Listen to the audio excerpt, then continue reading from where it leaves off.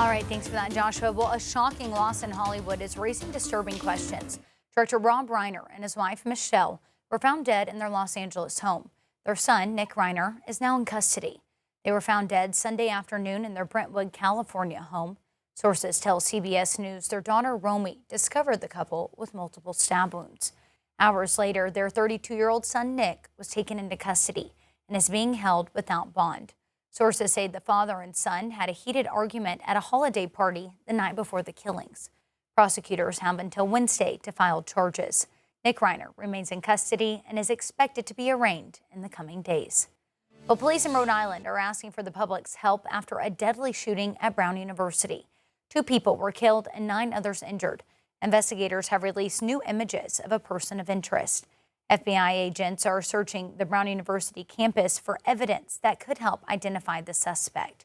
New video and photos show a person of interest wearing a hat, dark clothing, and a mask covering most of his face, like you saw just a few seconds ago.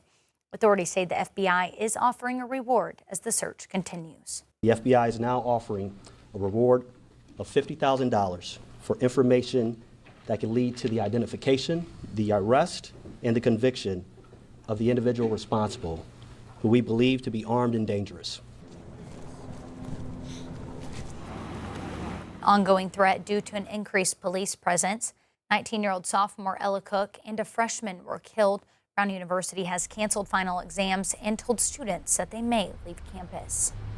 Well, in Siloam Springs, the fire department says that they are working to determine what caused a fire that injured 5 people. It broke out at a home early Monday morning. Fire investigators say 2 children and 2 adults who live at the home were injured, as well as 1 firefighter. All 5 victims were transported to nearby hospitals. The fire chief says cold weather can mean a greater risk for fires because of the increased use of heating devices. He's encouraging everyone to check their smoke and carbon monoxide detectors.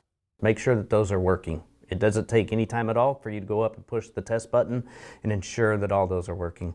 Sleep with your doors closed. That is very important. And also, if you do have a wood-burning fireplace, anywhere that you dispose of the ash, make sure that those are completely out. Let it set, soak, and make sure all those embers are completely out before disposing of them. He confirmed 3 of the victims of Monday's fire have been released from the hospital.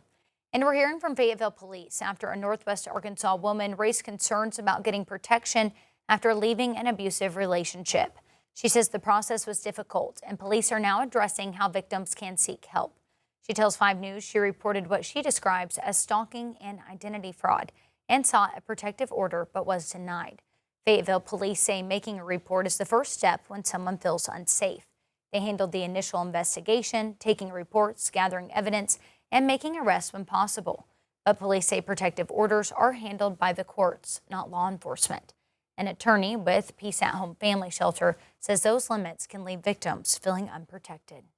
The court can be reactive instead of proactive just based on what the law says. And so the judges can't do more than what the law allows them to do. Peace at Home says its hotline is available 24/7 at the number at the bottom of your screen. Fayetteville police also added that documenting what's happening, including text, voicemails, and video, can help investigators. And a Washington County resident is suing over $19 million in federal COVID relief funds, claiming the money is being used to expand the county jail. Despite voters rejecting expansion in 2022, the lawsuit says federal guidelines does not allow ARPA funds for incarceration, and county policies have worsened overcrowding. Washington County officials say due to not being formally served, they cannot comment on the matter. Well, an open house is happening tonight in Fort Smith, giving residents a chance to share input on the future of the former Acme brick property. The city owns more than 100 acres and says the primary goal for the land is stormwater and flood mitigation. But ideas for commercial use or a community park have been floated around. City leaders say that public feedback is key before any decisions are made.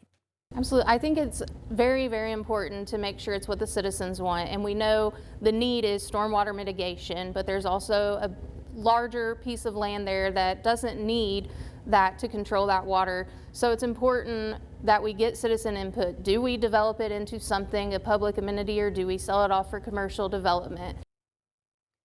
Acme says their retail and showroom building adjacent to the land that was sold to the city has no plans of closing down and will remain operational. If you want to share your thoughts and see design concepts, the open house runs for 4 to 6:30 at 121 Riverfront Drive. That's the River Park Events Building. And Fayetteville leaders will once again discuss a rezoning proposal for a new school campus. It's tied to Fayetteville Public Schools' long-term plan for new Ramey Junior High. 2 weeks ago, the City Council decided to leave the proposal on the second reading after hours of public comment and debate.